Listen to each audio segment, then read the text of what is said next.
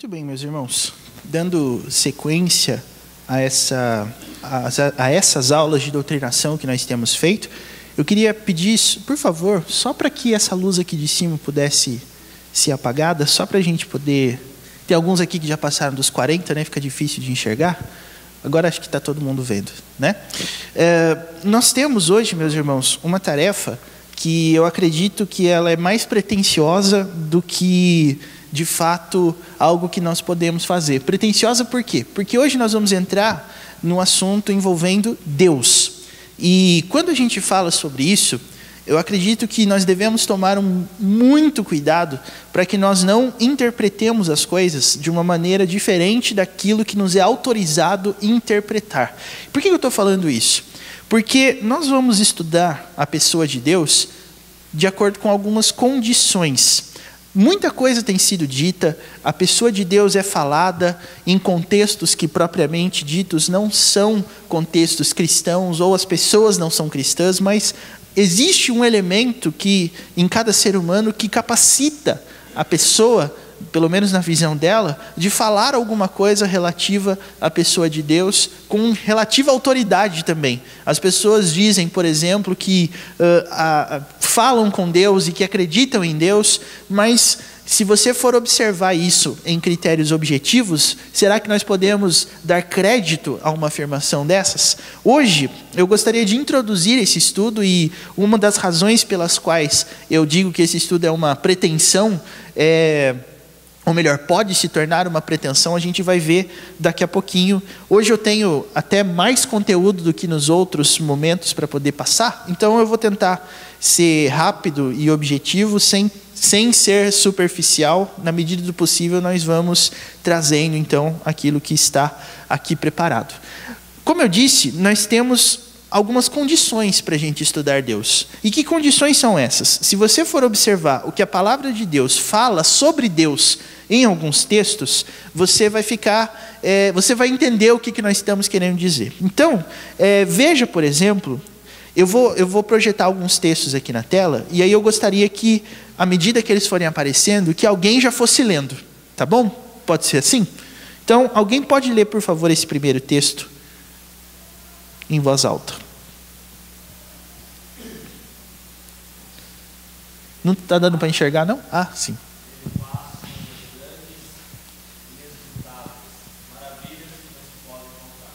Então, esse é Jó falando sobre Deus, né? Depois, esse segundo texto aqui.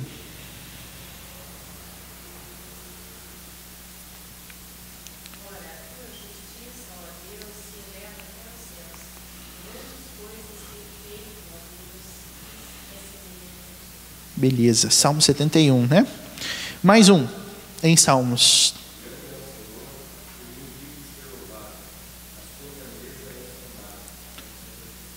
Ok, mais um.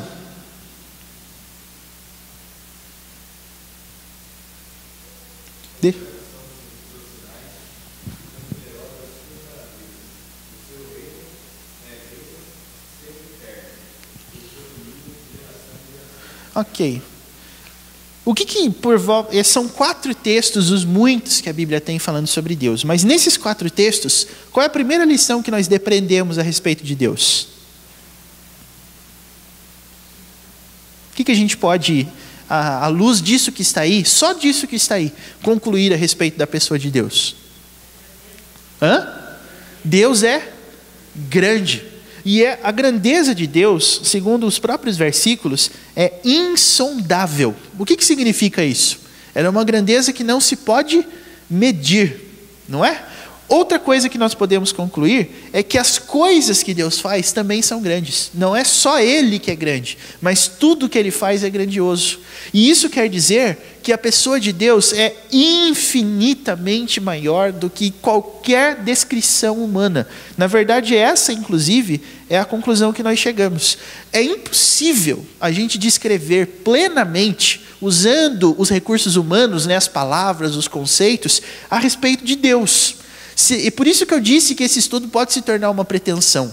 Porque uma aula sobre Deus, falar sobre Deus, quando a gente dá, por exemplo, uma aula sobre política, uma aula sobre qualquer tipo de assunto, há uma intenção da gente poder não esgotar o assunto, mas falar coisas que nos dão uma noção.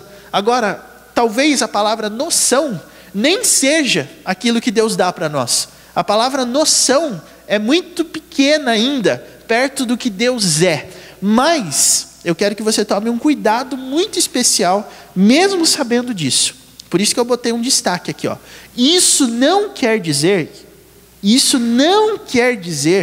que é impossível conhecer a Deus de alguma forma.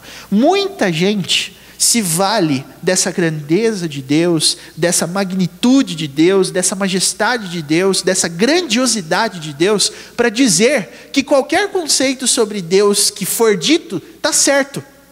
Eu tinha um professor no ensino médio que ele não é cristão, mas ele falava assim: eu creio que Deus é exatamente da forma que você não queria que ele fosse. Então, se você, por exemplo, é uma pessoa racista, então Deus vai ser negro.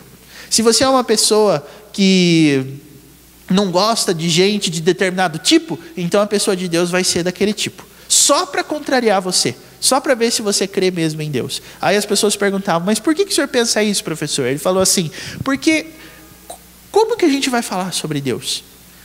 Quem que consegue falar sobre Deus? E a ideia, meus irmãos, é que a Bíblia diz que Deus é grande. Por isso que eu li textos da Bíblia. Mas ao mesmo tempo, nós temos aqui algo que a própria Bíblia fala, que é Deuteronômio 29:29. Pode abrir. Esse texto eu queria que todos lessem, eu não vou projetar, para que você possa, aí mesmo onde você está, ter noção daquilo que nós queremos. Deuteronômio 29:29, inclusive, meus irmãos, vai ser o versículo que nós vamos ler no momento de encerramento, tá? Então já pode marcar aí na sua Bíblia. Mas, por enquanto, a gente vai ler esse texto para a gente concluir algumas coisinhas. O que Deuteronômio 29:29 diz? Vamos aproveitar que todos vão ler, todos vão abrir pelo menos, e vamos todos ler esse texto. Podemos? Deuteronômio 29:29. Vamos ler a palavra do Senhor? As coisas encobertas pertencem ao Senhor, nosso Deus. Porém, as reveladas nos pertencem, a nós e a nossos filhos, para sempre, para que cumpramos todas as palavras dessa lei. Ok.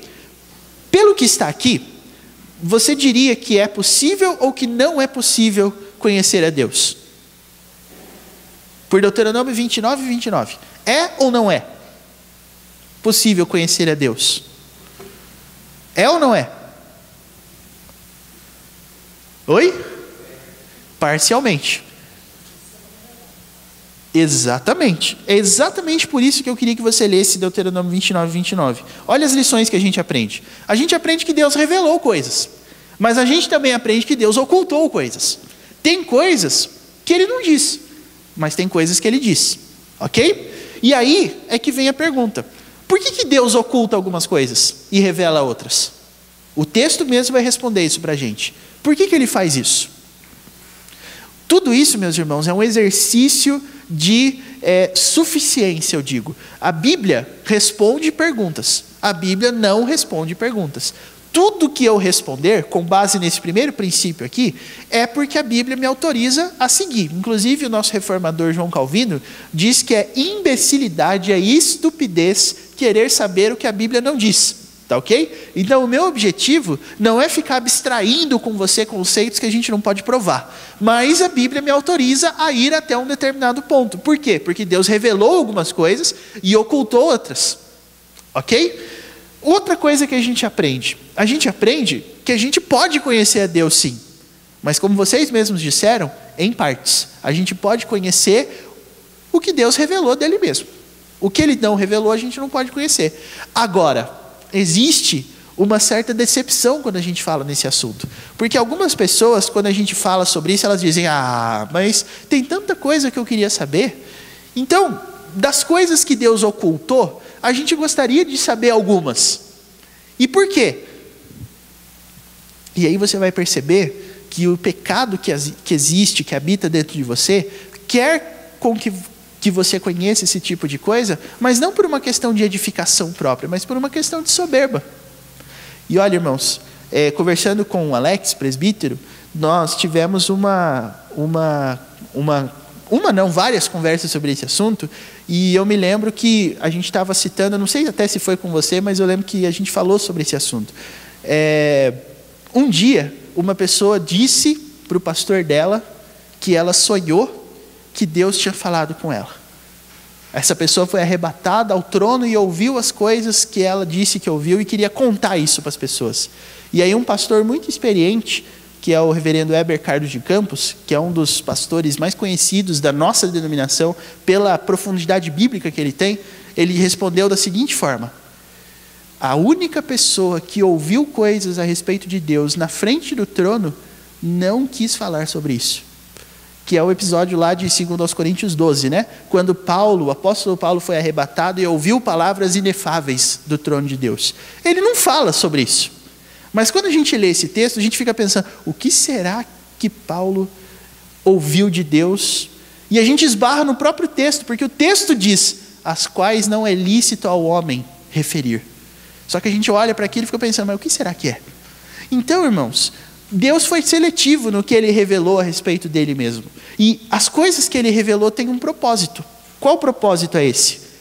Obediência. Basicamente, portanto, Deuteronômio 29 está nos dizendo que o que ele revelou é suficiente. Para quê? Para que nós saibamos como obedecer a Deus. E, portanto, a desobediência nunca é um ato de ignorância, mas um ato deliberado, um ato intencional da parte do homem. Nós desobedecemos, meus irmãos, não porque nós não sabemos como é que Deus faz e a gente desobedece na intenção de obedecer, mas a gente desobedece na intenção de desobedecer. E eu botei um parênteses aí, que é uma coisa que no próprio texto a gente pode perceber, o contexto próximo dele. Como eu sempre digo para você, Deuteronômio 29 é um versículo. Tem outros que tem depois e tem antes. Mas olha só o que vem antes. Por que o encerramento da discussão de Deuteronômio 29, ou melhor, por que esse versículo é o encerramento? 29 é o último versículo do capítulo 29. O que está sendo descoberto no capítulo 29 de Deuteronômio? Leia um pouquinho antes e você vai perceber que o assunto do discurso de Moisés, que é o quarto discurso que tem no livro, é uma aliança que Deus faz com o povo. Em qual sentido?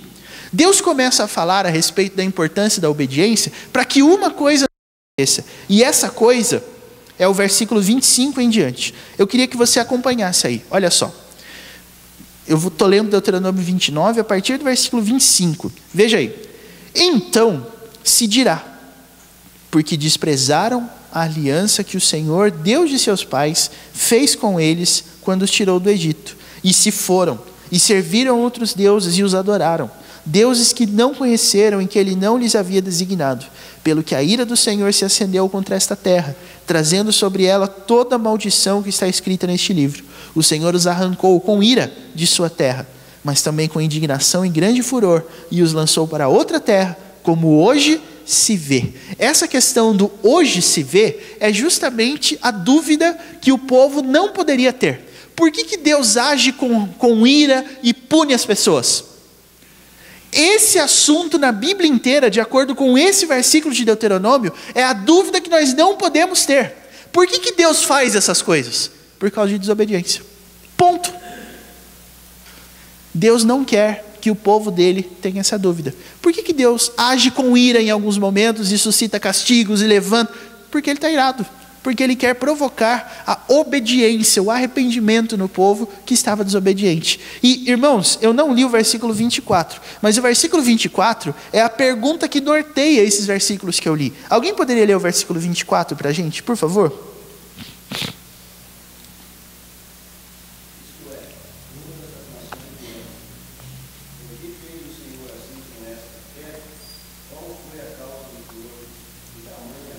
Essa é uma pergunta, irmãos, que a gente faz, não é? Senhor, por que o Senhor faz essas coisas?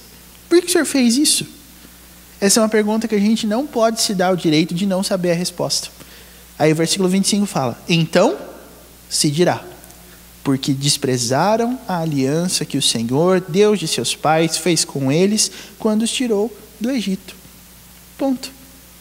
Você não pode não saber essa pergunta, porque se você não souber essa pergunta, você automaticamente vai cair num extremo perigoso. Deus não se justifica. E é interessante o fato de que, mesmo Deus sendo poderoso, insondável, magnífico, potente eternamente para fazer tudo o que Ele quer, Ele se justifica com a gente. E a justificação dessas coisas está revelada. Então isso não faz parte das coisas ocultas, isso faz parte das coisas reveladas. Se a gente um dia pergunta assim, por que Deus faz desse jeito? A resposta está aí, irmãos. Deus faz isso porque Ele quer provocar no povo a consciência dos efeitos da desobediência. Ele quer fazer com que o povo se aperfeiçoe. É por isso que a Bíblia é insistente quando ela fala da disciplina de Deus, por exemplo. Hebreus fala isso, não fala? Eu repreendo e disciplino a quantos amo. Por que Deus fez isso comigo? Porque Ele me ama. Se Ele não me amasse, Ele me largaria. A gente estudou isso lá no começo de Romanos, né? Deus entrega as pessoas quando elas querem, então, se sujeitar aos próprios critérios, então Deus abandona as pessoas aos próprios critérios e isso resulta em uma vida impiedosa, em uma vida de pecados, em uma vida de promoção da iniquidade. Agora, o povo de Deus sabe por que Deus faz essas coisas. Um dado histórico para você. Um filósofo muito conhecido chamado Voltaire, ou Voltaire, né, na questão da pronúncia do nome dele, um dia teve conhecimento que em Lisboa, eu não me lembro exatamente o ano, mas houve um grande terremoto, e esse terremoto devastou a cidade inteira. E ele fez uma pergunta: por que Deus fez isso? E aí a resposta que ele mesmo deu foi: para provar que Ele existe. Deus deu ao mundo inteiro uma das provas cabais e incontestáveis da sua própria existência. E aí você começa a entender que alguns cataclismas, algumas tragédias que acontecem, a gente até atribui a Deus em algum momento, mas outras não. Por exemplo, a gente entende por que o cenário econômico do Brasil, por exemplo, está esse caos que está. A gente diz, porque é a ação de Deus. Mas quando um tsunami arrebenta uma cidade lá nos países onde geralmente se tem isso, e acontece uma tragédia, e as pessoas morrem, aí a gente fala assim, puxa vida, mas por quê? Por que a causa muda de repente? Se a gente não atribui essas coisas a Deus, então quem é? Quem é que faz isso? Quem que tem poder para fazer isso? Mas aí vocês vão se tornar fatalistas. É o preço da posição, né? Você não crê que Deus é soberano? Lá no livro dos Salmos, por exemplo, tem um versículo dentre eles que diz: Deus preside aos dilúvios. Então, por que cai dilúvio nessa terra? Porque Deus? É difícil falar isso, não é? Porque Deus quis. Deus quis. Essa é a resposta, meus irmãos. É exatamente por causa disso que a gente pode seguir nessa visão. E em Deuteronômio 29 também nos diz que a maneira pela qual Deus se revela é uma maneira bastante objetiva. As palavras desta lei. Está escrito aí no texto. Então a gente não pode jamais recorrer a outras fontes de revelação que não as próprias palavras dessa lei. Então, a partir de agora, quando o assunto é Deus e quando o assunto não é a pessoa de Deus propriamente, mas os atos de Deus que são grandiosos, nós vamos usar o seguinte critério: o que a Bíblia nos diz que nós podemos entender, onde a Bíblia nos revelar, a gente vai. Agora, onde ela se cala, a gente se cala também. Algumas coisas a gente não sabe, outras a gente sabe. Os dilúvios, a desobediência, a ira de Deus fazem parte das coisas reveladas ou das coisas ocultas? Vamos ver se o pessoal entendeu aqui. A ira de Deus, as coisas que Deus faz, tudo isso faz parte das coisas reveladas ou das coisas ocultas? Então, quando a gente diz que Deus é soberano, meus irmãos, o que a gente quer dizer então com isso?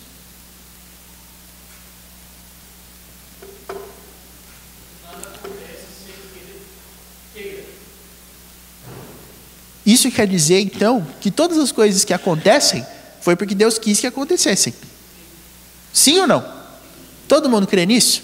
Então eu vou te dar mais um dado histórico. Visitando um campo de concentração desses onde aconteceu esse massacre dos judeus, um papa da Igreja Católica perguntou: aonde Deus estava que ele não impediu esse massacre?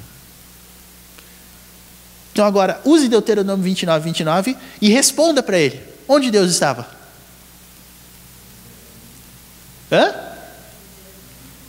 Deus estava lá, onde ele sempre esteve, né? Sentado no trono, presidindo os acontecimentos e ordenando as coisas como elas são.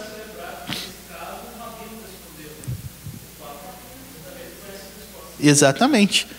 E a questão que eu quero trazer para você é a seguinte: se nós, meus irmãos, que nos autodenominamos religiosos, seguidores de Deus, não tivermos uma resposta para essa pergunta, então a nossa religião não tem sentido. Se a gente não souber explicar desse jeito, qual é a explicação que a gente vai dar? Tenta elaborar uma explicação. Qual é a explicação? Se a gente não atribuir a Deus e a soberania dele as coisas que acontecem com a gente, quem é que faz isso então? Aí alguns vão dizer: não é Deus. É que o homem, na sua pecaminosidade, na sua desobediência, ele faz coisas. Aí eu respondo para você: se Deus não consegue impedir a ação humana, então ele é soberano? Se o homem é livre para fazer o que ele quiser e Deus não tem poder para impedir, então ele é soberano? Se o homem age de alguma forma e Deus olha e fala: não foi isso que eu planejei, meu Deus, o que eu faço? Ou Deus não ia dizer meu Deus, né? Ele ia dizer outra coisa, mas talvez meu eu, né? Porque não tem outro. Mas a gente pode observar as coisas dessa forma. Eu e você vamos dar uma resposta que é a resposta revelada. Por que Deus faz essas coisas? Porque Deus quer ensinar às pessoas os efeitos da desobediência. Se eu não conseguir atribuir Deus nas causas das tragédias, meus irmãos, eu não tenho resposta melhor. Aí você pode falar assim: que coisa retrógrada. Por que eu estou dizendo isso? Porque se a gente pegar um fenômeno igual aquecimento global, ok? Você atribui o aquecimento global a uma questão puramente biológica ou a uma ação de Deus?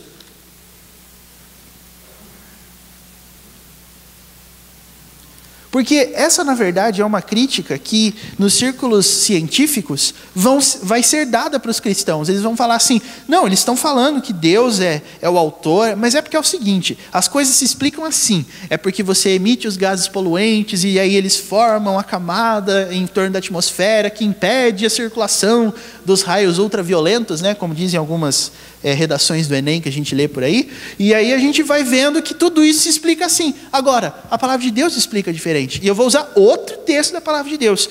Rapidinho, 2 Crônicas, capítulo 7, versículos 13 e 14. 2 Crônicas 7, 13 e 14.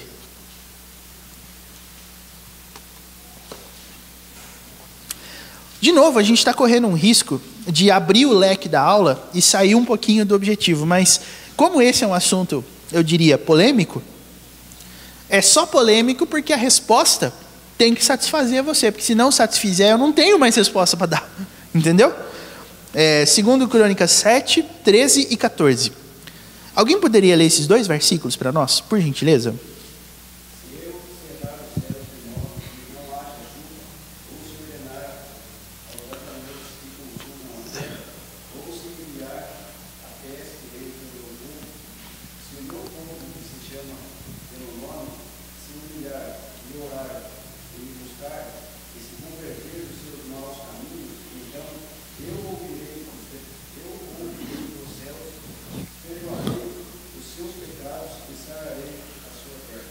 Interessante isso aqui, não é? Mas apenas tenha em mente a dimensão dessas palavras.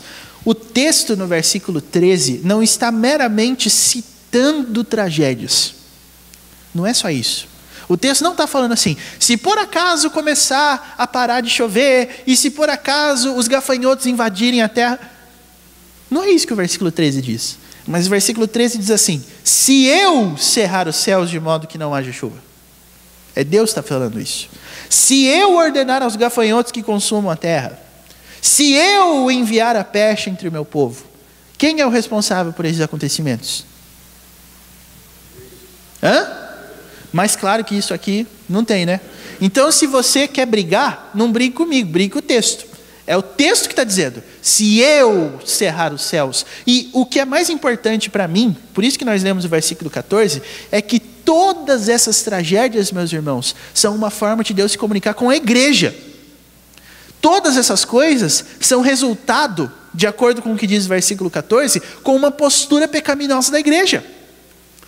Se nós estamos observando o caos político, econômico e social que o nosso país vive, isso é uma maneira de Deus se comunicar com quem? Com a igreja. É o que está dizendo aí, né?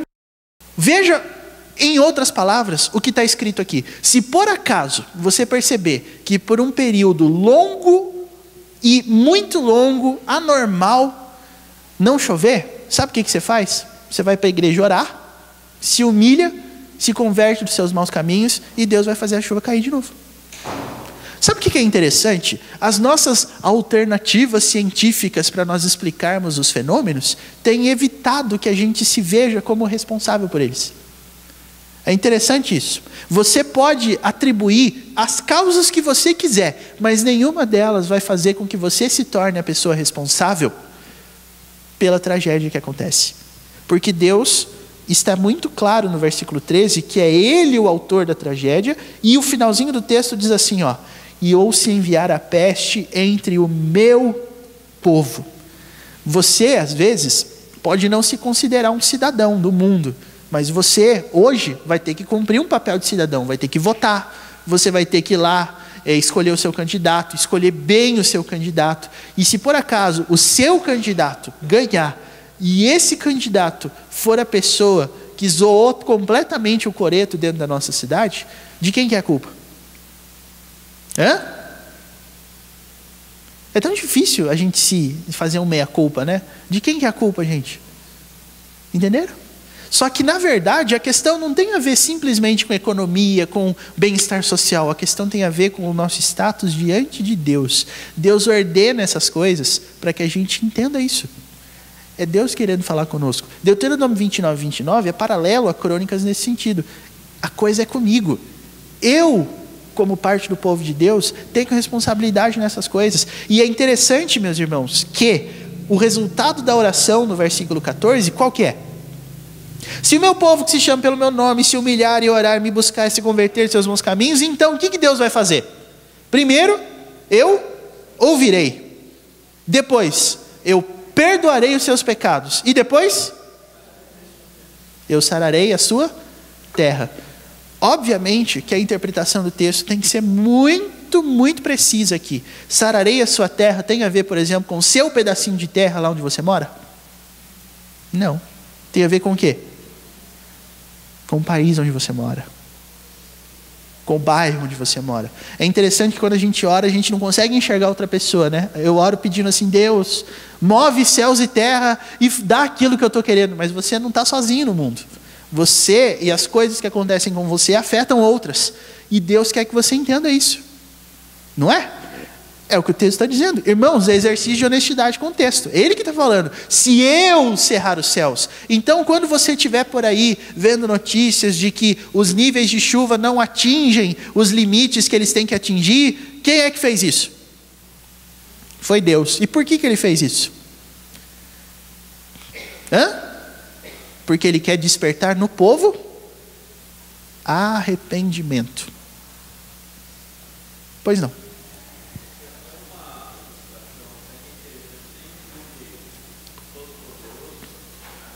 Muito bom, por sinal.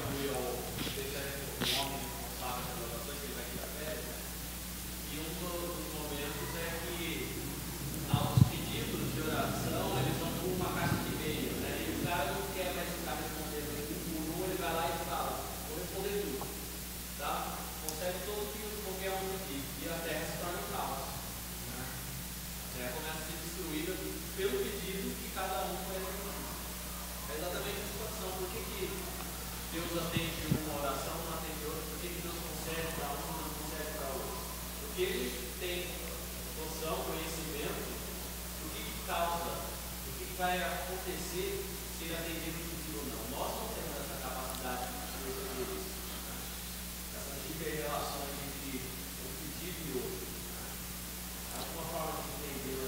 Ah, sim. Até porque, meus irmãos, quem fez esse filme não era cristão. Não tem nada de cristão. Mas esse cara sabia que se todo mundo conseguisse o que quer, o resultado final é caos. Não é verdade? Essa pessoa sabia disso. Eu acredito que ela não deve ter lido a Bíblia ou se consultado com algum ministro religioso para fazer o filme. Mas o filme trata aí de uma maneira muito inteligente, inclusive, né? E outra coisa legal desse filme é que quando o rapaz em questão recebe os poderes de Deus, ele começa a mudar a própria vida primeiro, né? Ele pega o emprego dele de volta que ele perdeu, ele pega um carro diferente para ele tá lá no trânsito, daí ele, né, faz a separação e o carro abre caminho para ele passar. Irmãos, isso é uma coisa clara. É um recado claro. Eu assisto esse filme e eu penso, é o que eu faria se eu tivesse os poderes de Deus, entendeu?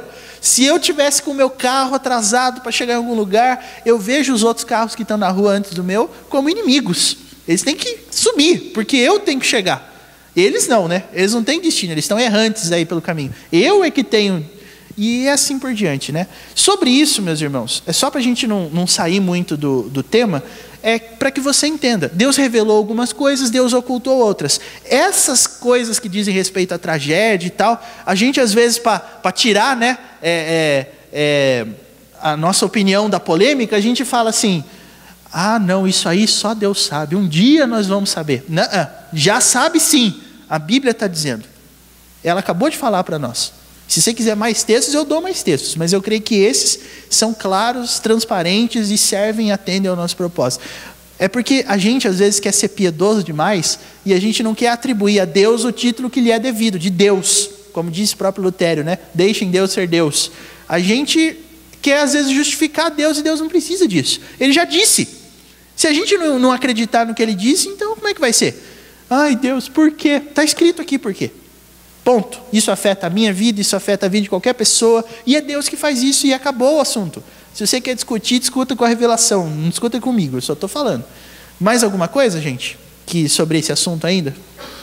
Sim.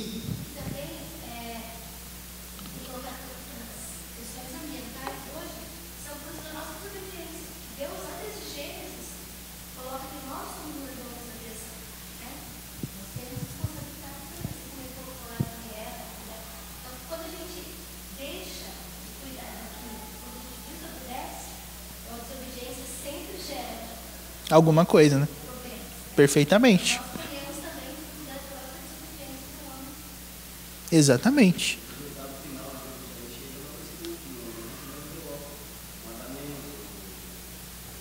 É porque o pecado fez com que o homem passasse a construir coisas, destruindo outras, né? É assim que funciona.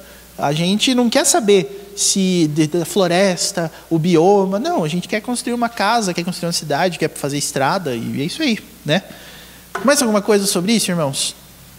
É interessante pensar também que o propósito maior de uma catástrofe é a glória de Deus. Às vezes não para para pensar nisso, mas até a catástrofe ela tem o objetivo de glorificar Deus. Então, às vezes hoje, isso que acabou de ser dito aqui, é uma coisa que a gente precisa observar, não com cuidado, porque é isso mesmo, mas ao mesmo tempo, irmãos, parece que a gente está soando meio fatalista, né? Porque Deus e as tragédias, mas o que eu estou fazendo é simplesmente afirmando uma coisa que a Bíblia afirma, Deus é soberano. Se a soberania de Deus não atinge esses acontecimentos, então Deus não é soberano, mas a Bíblia diz que Ele é. Então, se Ele é, eu preciso ser honesto e aplicar essas coisas todas para Ele. As pessoais, as minhas, as coletivas, no sentido de o meu meio e o país e o mundo onde eu vivo. É isso aí. Deus é Senhor e Ele faz o que Ele quiser e Ele faz isso tudo para o bem daqueles que o amam. Você crê nisso? O amém é sempre tímido nessa hora, né? Mas pelo menos eu acredito até o fim a gente vai conseguir aumentar a nossa fé nesse sentido. É porque é difícil mesmo, eu estou falando porque é minha função falar, mas quando a gente passa por esse tipo de situação, é difícil a gente assimilar tudo isso como algo que Deus quer que a gente passe e determinou para que a gente passasse, para ser assim.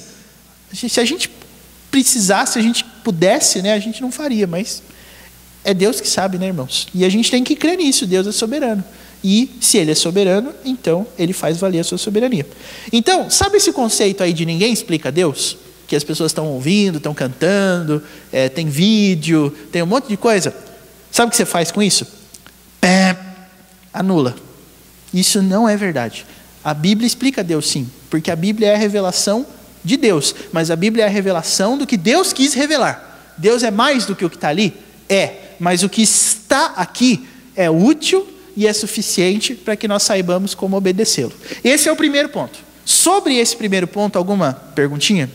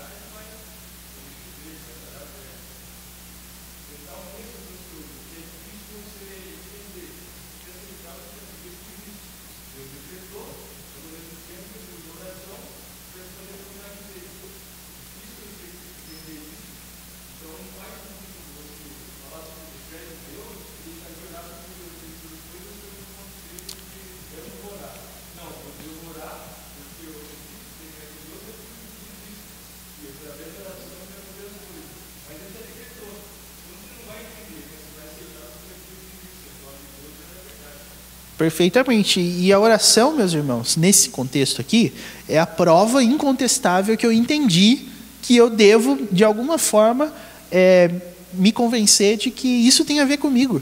Eu olho para a nossa cidade, por exemplo, para Itapeva, e você pode elencar aqui um monte de coisa que você não gosta em termos administrativos, em termos sociais e etc e tal. Qual que é a conclusão que a gente chega? Nós temos que colocar a pessoa certa. Tá. Qual é a pessoa certa?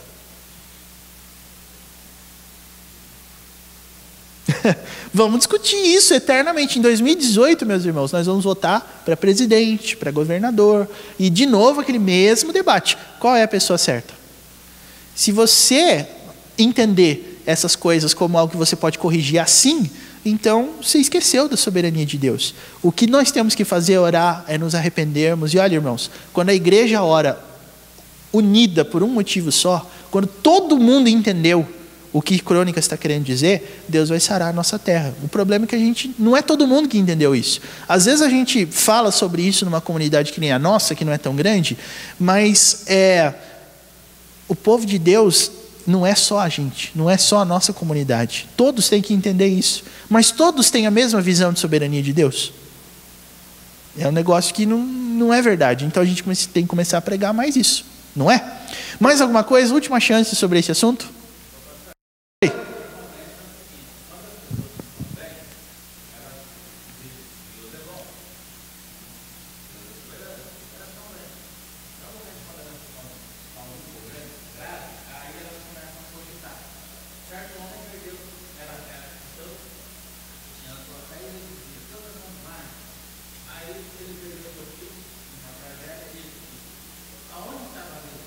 Ué.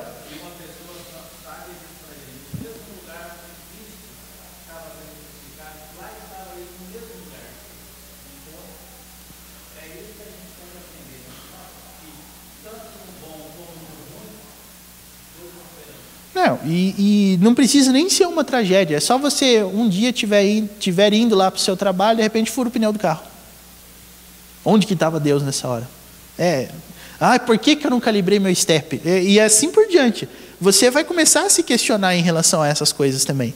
E gente, Deus é soberano. É uma realidade bíblica, é uma coisa que não tem como fugir. E soberania é soberania. A gente não vai entrar em soberania hoje, mas já foi bom para dar uma certa introdução ao tema. Se eu não conseguir atribuir essas coisas a Deus, eu não tenho resposta e eu não vivo tranquilo.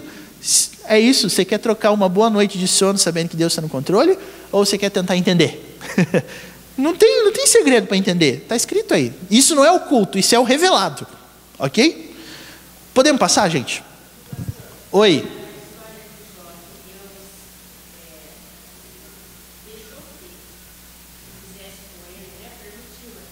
Aham.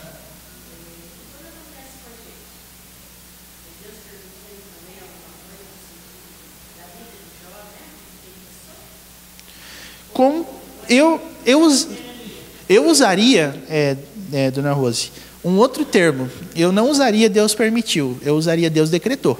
Por que eu digo isso? Porque toda a nossa história está escrita e determinada antes mesmo dela acontecer. É o que Salmo 139, 16, se eu não me engano, fala. Agora, é claro que se a gente fosse pegar a história de Jó, a gente vai ver que os termos usados são termos temporais, porque uma história está sendo contada. Agora, quando Deus permitiu que Satanás fosse lá e tocasse na vida de Jó, é porque Deus já sabia que lá no final, lá no capítulo 42, Jó ia dizer: bem sei que tudo podes, nenhum dos teus planos pode ser frustrado.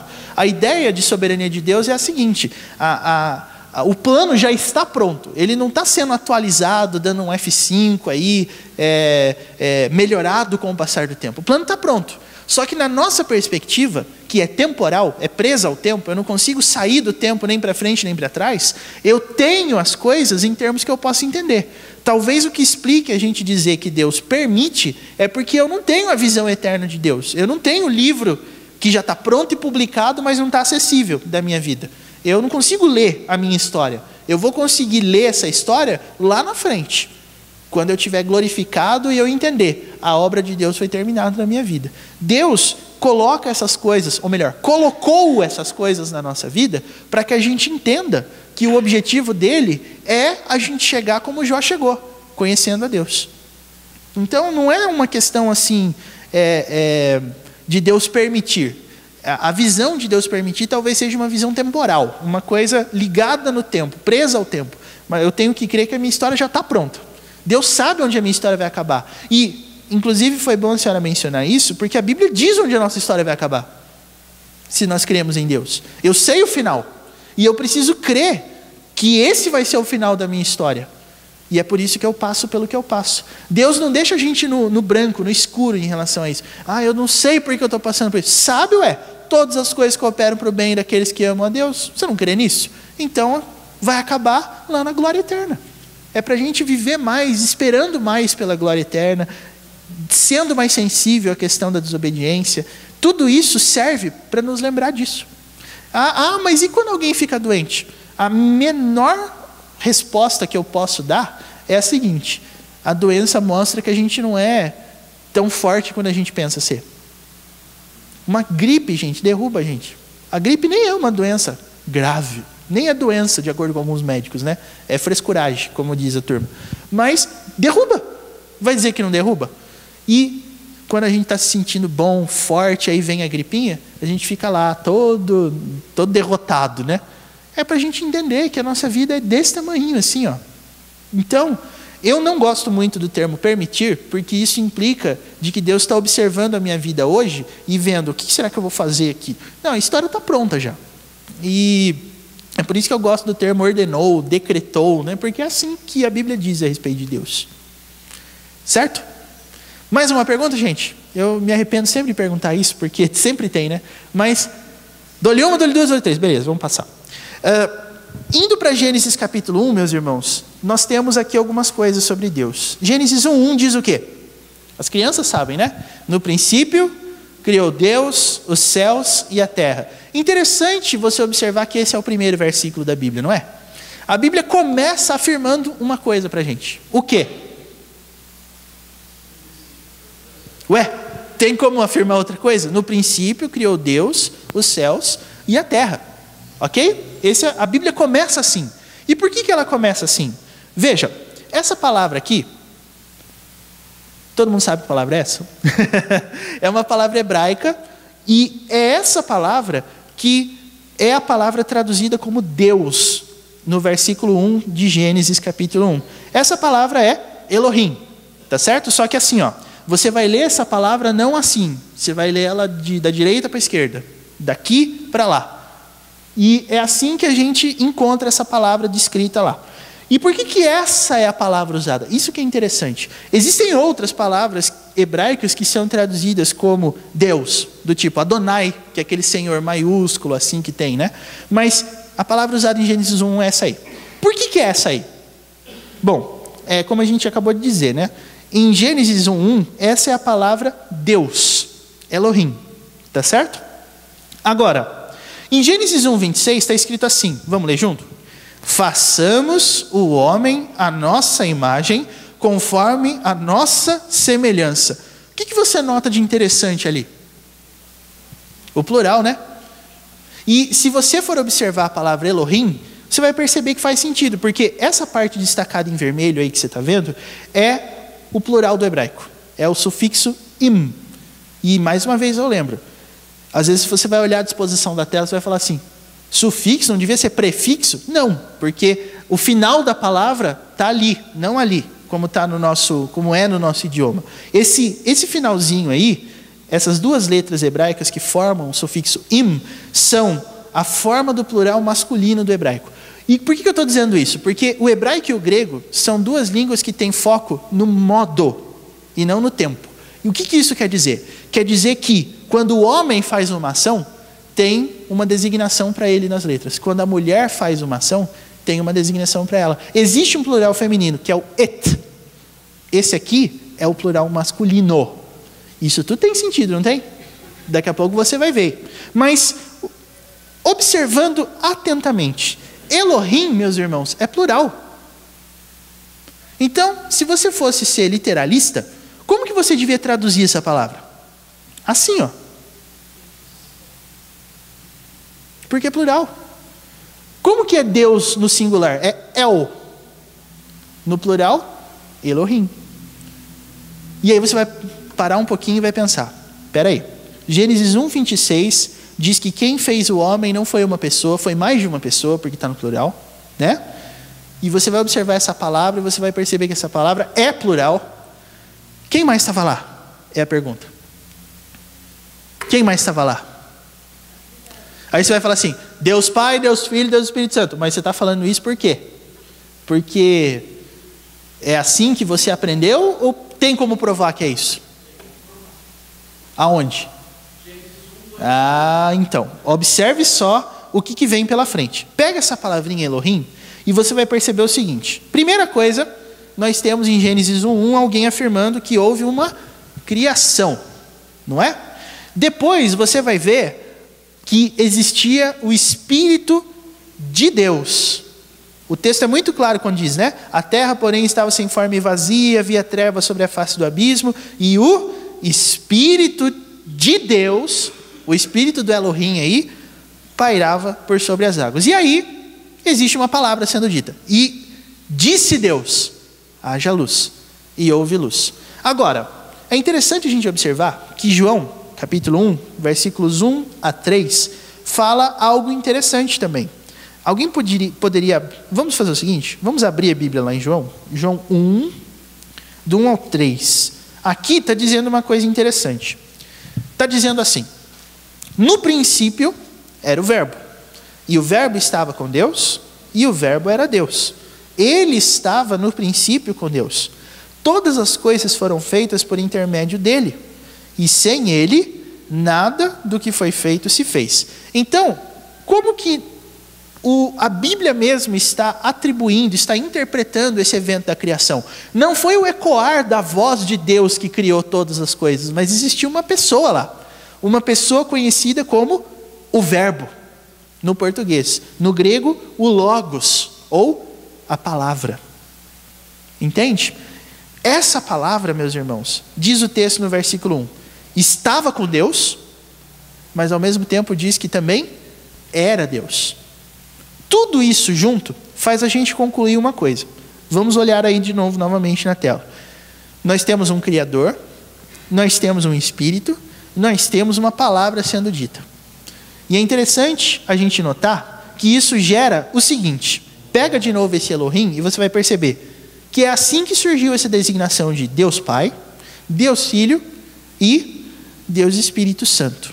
E uma coisa interessante a se notar sobre os três. Deus Pai é Deus, o Deus Filho é Deus, o Deus Espírito Santo é Deus. Só que o Deus Pai não é o Deus Filho, o Deus Pai não é o Deus Espírito, e o Deus Espírito Santo não é o Deus Filho. Qual é o resumo dessa ópera toda aqui? Nós temos um Deus, mas nós temos 3 pessoas. Aí eu queria que você perguntasse para mim, qual que é a lógica disso?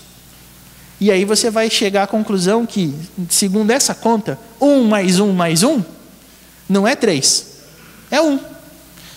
E para nós, meus irmãos, é inquestionável e é inegociável nós falarmos que a Trindade existe, um Deus em 3 pessoas. E eu queria te perguntar isso. Você sabe por quê que a Bíblia insiste tanto em Deus ser triuno? E a insistência é a seguinte: Deus Pai, Deus Filho e Deus Espírito Santo não são 1/3 de Deus.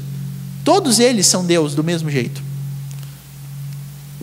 Nós vamos provar isso continuamente, tá? Hoje eu só estou citando para a semana que vem a gente trabalhar um pouquinho mais.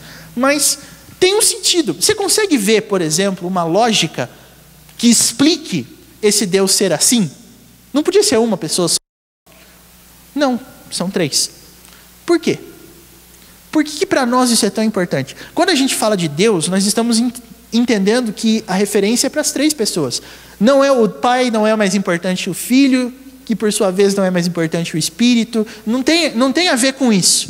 Meus irmãos, por que a Trindade é uma coisa inquestionável dentro da nossa fé? A ponto de eu ter autorização bíblica para considerar você um herege, um não cristão, se você duvidar disso aqui. Por que para nós isso é importante? Você consegue imaginar uma lógica? A gente diz isso, mas a gente diz porque a Bíblia diz. Agora, por que a Bíblia diz? Por que isso é importante?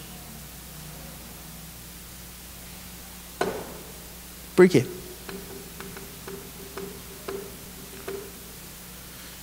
Falei? Aqui é para questionar mesmo. A gente diz isso, a gente fala isso, a gente explica assim, mas por quê que Deus tem que ser assim?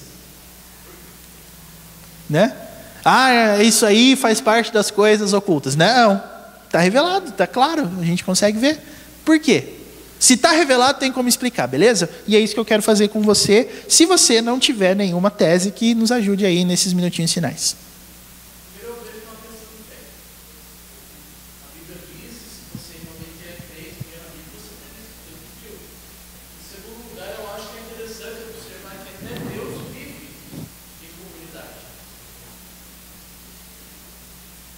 Então esse é um caminho.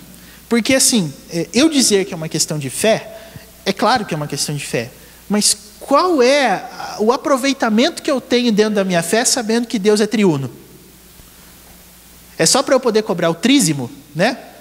O dízimo do Pai, o dízimo do Filho, o dízimo do Espírito Santo? Não. É para quê então? Para eu entender que não tem uma pessoa, mas tem 3 ao meu redor, como outras pessoas falam? Não é por isso. Mas por que é então?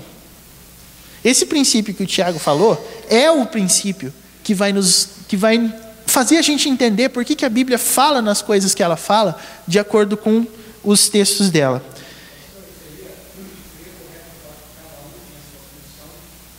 Absolutamente sim.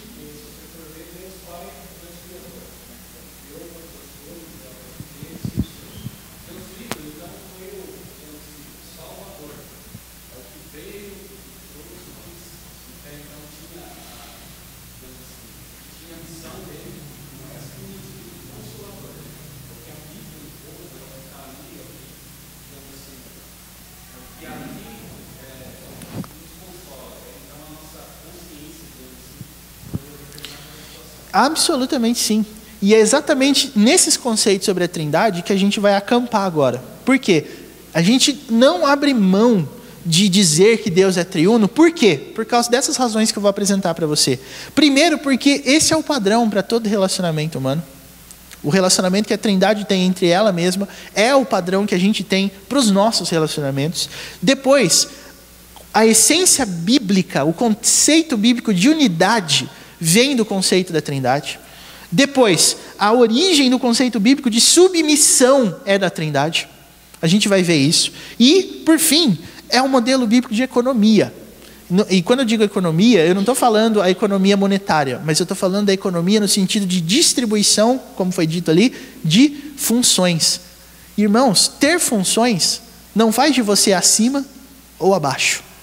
Até porque quando a Bíblia usa termos para ela falar das 3 pessoas da Trindade, ela fala de Pai, de Filho e de Espírito. Quem que é o superior deles?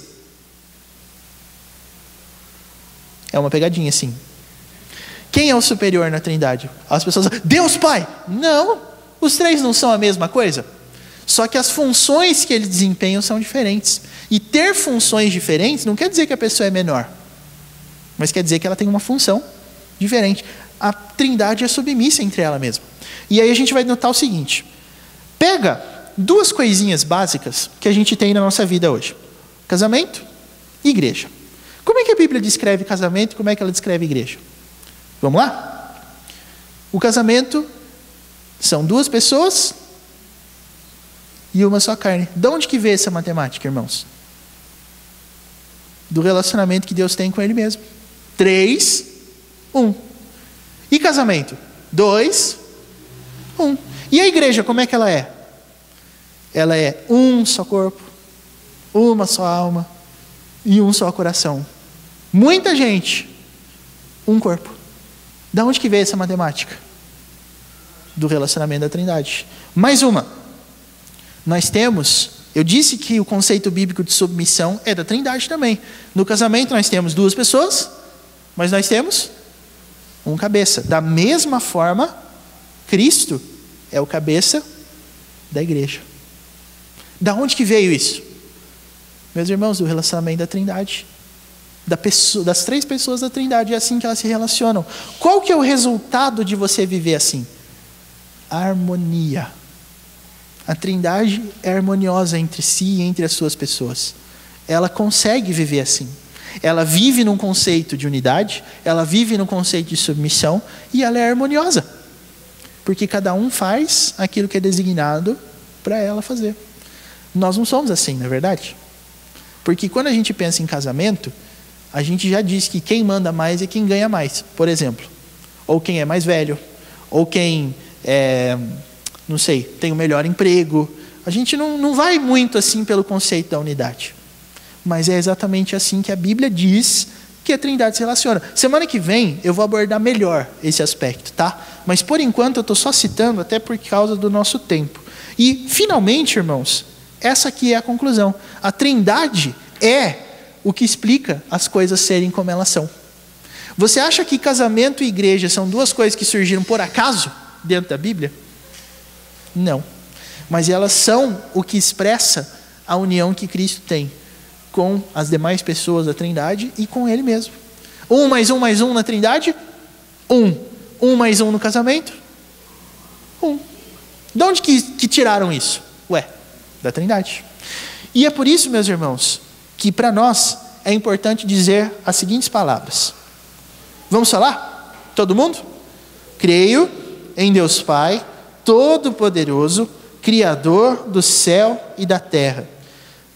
Creio em Jesus Cristo, seu único Filho, nosso Senhor, o qual foi concebido por obra do Espírito Santo, nasceu da Virgem Maria, padeceu sob o poder de Pôncio Pilatos, foi crucificado, morto e sepultado, ressurgiu dos mortos ao 3º dia, subiu ao céu, está sentado à direita de Deus Pai Todo-Poderoso, donde há de vir para julgar os vivos e os mortos. Creio no Espírito Santo, na Santa Igreja Universal, na comunhão dos santos, na remissão dos pecados, na ressurreição do corpo, na vida eterna. Amém. Isso é o que a gente conhece como o credo apostólico. Irmãos, isso não é uma invenção católica, tá certo? Inclusive, quando os católicos falam isso aqui, eles dizem, creio na Santa Igreja Católica. É porque católico significa universal. Aí no Brasil se mudou entre as denominações protestantes para creio na Santa Igreja Universal, o que talvez tenha piorado a situação, né? Porque a pessoa vai orar, questão universal, vai pensar assim, opa, né? Eu creio na Santa Igreja Presbiteriana, que negócio é esse, né? Mas o ambiente aqui do credo apostólico, meus irmãos, não tem a ver com uma denominação em si, mas é crer que você, evidenciar que você creu nesse projeto. E aqui temos um desafio para você que é da classe de catecúmenos, para você que não é. Se você conseguir decorar isso aqui, você vai ganhar um prêmio do pastor, tá certo? Do pastor, não é da igreja, não, é o pastor que vai te dar um prêmio, beleza? Decore isso aqui e você vai ter a oportunidade de ganhar um prêmio, ok? Isso mesmo, quero ver. E não é só para os adultos não, todo mundo. Procura lá, Credo Apostólico. E uma coisa boa de slide é que você pode pegar o seu celularzinho assim, ó, e tirar uma foto para você não ter que ficar anotando assim, correndo, tá? Decore isso aí. Vamos ver quem consegue, tá certo? Eu não vou colocar isso aqui como um exame para os catecúmenos, porque ia ser muito sacanagem com eles, né? Mas a gente vai abrir uma coisa, até porque o mês de outubro para nós é importante, é mês da reforma, e esse aqui é um primeiro credo histórico da igreja, que surgiu ainda no primeiro século. Isso aqui resume o que a gente crê. Nós cremos no Deus Pai, nós cremos no Deus Filho, nós cremos no Deus Espírito Santo. Inclusive, seria até interessante a gente acrescentar isso aqui na nossa liturgia. Algumas igrejas fazem isso. Eu acho particularmente muito bonito, porque isso aqui é uma confissão de fé. Viu? Não é para tirar foto de mim, não, viu? É do slide, viu? Certo, Brunão? Muito bem. Ok, gente. A gente, como eu disse, seria muita pretensão a gente falar da plenitude da pessoa de Deus. Mas uma coisa a gente pode falar, daquilo que Deus revelou sobre Ele mesmo. Semana que vem a gente vai explorar esse último ponto aí. Que último ponto? Esse aqui, ó. Esse. A gente vai começar a semana que vem daqui, falando ainda sobre Deus e a sua Santa Trindade. Nós cremos num Deus que é triuno por causa dessas coisas. É dele que vem toda e qualquer conceituação sobre relacionamentos que a gente tem entre nós e com Ele. Ok? Alguma pergunta, irmãos? Ainda tem um minutinho. Alguma pergunta? Então, vou deixar aqui. Muito bem. Está aí. Para quem quiser depois ir decorando, para quem quiser ir de alguma forma registrando, tá? E se você, bem lembrado, né? Se você tem uma Bíblia com o inário, dessas que a gente canta aqui, no finalzinho dela vai ter o Credo Apostólico também, se você quiser ter algo mais fácil aí para você. Vamos passar a palavra.